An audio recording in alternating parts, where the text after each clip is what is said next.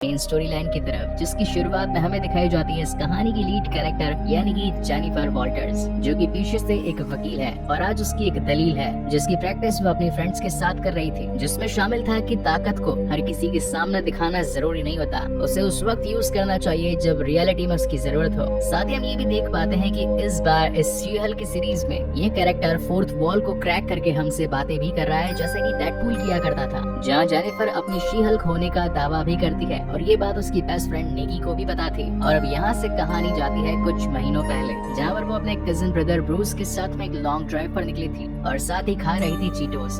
Cheetos से मुझे याद आया आजकल इसके एडवर्टीजमेंट कुछ ज्यादा नहीं हो रही। पहले हमने इसे आई एम ग्रूट में देखा और अब यहाँ पर भी। Welcoming back to the main story. यहाँ जेनिफर का ब्रूस से कहना था कि क्या तुम्हारा फ्रेंड स्टीव रॉजर्स यानी कि कैप्टन अमेरिका वो अभी भी वर्जिन है या नहीं। इस बात को सुनकर के ब्रूस को कुछ ज्यादा अच्छा नहीं लगता और ये दोनों आपस में बातचीत कर रहे थे कि तभी अंतरिक्ष से ज़कार प्लेनेट का एक स्पेसशिप इनके सामने आ खड़ा होता है और गाड़ी का बैलेंस संभालने के चक्कर में इन दोनों का ही एक्सीडेंट हो जाता है। इनकी गाड़ी इतने भयानक तरीके से पलटी थी कि उन दोनों का ही खून बहने लगता है। ब्रूस जेनिफर को कहता है कि मुझसे दूर हटो क्योंकि मुझसे खून निकल रहा है। अब जैसा कि हम व्यूअर्स जानते हैं कि ब्रूस के खून में गामा रेडिएशन था, इसीलिए वो जेनिफर को अपने आप से दूर करने की बात कर रहा था, लेकिन जो नहीं होना था आखिरकार वो हो ही गया। यहाँ पर जेनिफर वॉल्टर्स बन चुकी थी शी-हल्क, क्योंकि उसके खून में ब्रूस बैनर के खून की गामा रेडिएशन के साथ म्यूटेशन हो चुका था। और रात में जब जेनिफर वॉल्टर्स को होश आता है तो वो अपनी इंसानी बॉडी में ही होती है। उसकी हालत बहुत ज्यादा खराब हो चुकी थी और साथ ही कपड़े भी फट चुके थे। तो बासी के क्लब में जाकर वो मदद मांगने के लिए किसी का फोन लेती है, लेकिन तभी लेडीज वॉशरूम में कुछ लेडीज आकर उसकी हालत देखकर काफी ज्यादा शॉक होती है और ये पूछती है कि आखिर तुम्हारी ये हालत किन लड़कों ने करी। लड़के तो होते ही गंदे हैं, उन्हें तो बस जहाँ मौका मिल जाए कहीं पर भी किसी को नहीं छोड़ते। तुम यही रुको बेब्स, हम तुम्हें बिल्कुल सही कर देंगे। जिसके बाद तो वो उसे लाली लिपस्टिक लगा कर उसे अच्छे कपड़े पहना देती है। वहाँ से निकलने के बाद अगेन जेनिफर फोन पर मदद मांगने की कोशिश करती है, लेकिन बाहर खड़े कुछ लड़के उसे छेड़ने की कोशिश करते हैं और पूछते हैं कि ये आइटम कहाँ जा रही है। जेनिफर जो कि सिचुएशन से बचने के लिए जाना चाहती थी, लेकिन उसे गुस्सा आ जाता है और उसे क्या पता था कि वो अब एक शी-हल्क बन चुकी है, जिसे देखकर तो उन सबकी चट्टी पट्टी गिली हो जाती है। मगर तभी हल्क आ जाता है और उसे कंट्रोल कर लेता है, जिसके बाद में नेक्स्ट मॉर्निंग उसकी आँख खुलती है ब्रूस बैनर के एक छिपे हुए आइलैंड पर, जो कि उसे खुद टोनी स्टार्क ने गिफ्ट किया था। इस लैब में हमेशा ब्रूस अपने आप को डॉक्टर हल्क कहकर बुलाता था और अपना पूरा टाइम यहीं पर अपने आप के ऊपर स्टडी करते हुए निकालता था। जेनिफर उससे पूछती है कि आखिर मेरे साथ हो क्या रहा है और गुस्से में आते ही मैं एकदम तुम्हारी जैसे कैसे बन रही हूँ। तो ब्रूस उसे बताता है कि जब हमारा एक्सीडेंट हुआ था तो गलती से मेरा खून तुम्हारे खून के साथ मिल गया और इसी म्यूटेशन के कारण तुम एक हल्क बन गई। वेल ये बात जेनिफर के लिए काफी शॉकिंग थी कि अब उसे गुस्सा आते ही वापस से हल्क में कहीं ना बन जाना पड़े, क्योंकि उसे तो अपनी नॉर्मल जिंदगी में वापस जाना था। इस पर ब्रूस का कहना था कि अगर तुम्हारे पास में सुपर पावर्स आई हैं तो सुपर रिस्पॉन्सिबिलिटीज भी आएंगी। तुम्हें अभी हल्क की पावर्स को यूज करना आता नहीं है। अगर तुम्हें इसे सीखा नहीं तो तुम न जाने कितने मासूम लोगों का नुकसान कर बैठोगी। इसलिए यहाँ से जाना तुम्हारे लिए इस वक्त खतरे की घंटी से कम नहीं है। पहले यहाँ पर रुको, अपनी बॉडी के बारे में सीखो, हल्क को कंट्रोल करने के बारे में जानो और जब सारी सिचुएशन अंडर कंट्रोल आ जाए तब यहाँ से जाने के बारे में सोचना। जेनिफर का हल्क से सिर्फ एक छोटा सा क्वेश्चन था कि आखिर कितने टाइम में मैं अपने आप को नॉर्मल कर पाना सीख पाऊंगी। तो ब्रूस का कहना था हाँ यही कुछ 10-12 साल। ये सुनकर तो जेनिफर के होश उड़ जाते हैं, क्योंकि 10-12 सालों तक इस सड़े हुए आइलैंड पर वो नहीं रहना चाहती थी। और फिर होना क्या था, फिर शुरुआत होती है शी-हल्क की ट्रेनिंग की।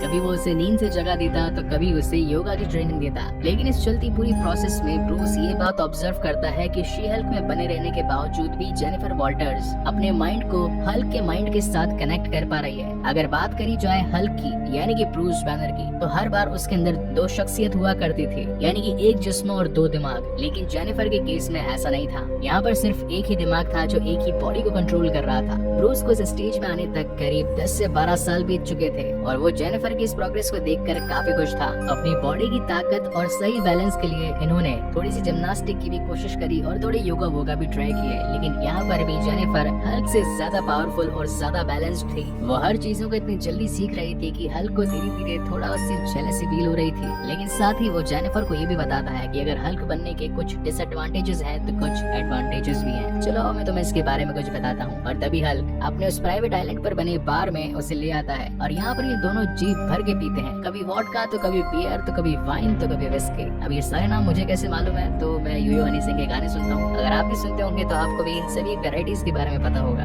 और अगर ट्राई करने वाले बंदे हुए तो you know what I mean. हालांकि दारू पीने से इन्हें नशा तो नहीं आता, लेकिन जब वो ह्यूमन फॉर्म में होती है तो हैंगओवर अपने टॉप लेवल पर होता है। अब इस चीज से निजात पाने के लिए अगेन योगा का सहारा लिया जाता है। जेनिफर ये सारे काम कर करके काफी ज्यादा बोर हो चुकी थी और उसे अपनी नॉर्मल लाइफ में वापस जाना था, यानी कि वही वकालत भरी जिंदगी, दलीलें पेश करना, क्लाइंट से मिलना और थोड़े बहुत पैसे छापना। लेकिन ब्रूस का कहना था कि तुम इस वक्त अभी प्रिपेयर नहीं हो, तुम जब चाहे तब इंसानी फॉर्म में नहीं आ सकती और जब चाहे तब हल्क नहीं बन सकती। लेकिन तभी जेनिफर अपने आप का रूप बदल कर पहले तो हल्क बन जाती है और वापस से नॉर्मल फॉर्म में भी आ जाती है। मगर ब्रूस को भी ये लग रहा था कि कुछ गड़बड़ है। अब इन दोनों के बीच में कहा सुनी हो जाती है और दोनों ही एक दूसरे के ऊपर गुस्सा होकर दमादम मुक्के बरसा देते हैं। कभी ब्रूस अपनी ताकत जेनिफर वॉल्टर्स को दिखाता है तो कभी जेनिफर वॉल्टर्स अपनी नई ताकतों को ब्रूस बैनर को दिखा देती है। वेल सच कहूँ तो इन दोनों ताकतवर प्राणियों की लड़ाई में काफी वक्त से देखना चाहता था और अब जाकर टीवी पर इतनी शानदार लड़ाई को देखकर मेरा तो दिल ही खुश हो गया। वेल आप लोगों का क्या कहना है इस लड़ाई पर मुझे कमेंट सेक्शन में जरूर बताइएगा। और हाँ यार, एक छोटी सी बात और, अगर इस पूरी वीडियो का फोटोज के साथ देखते, इस फाइट को फोटोज के साथ देखते तो पूरे मजे की ऐसी की तैसी हो जाती।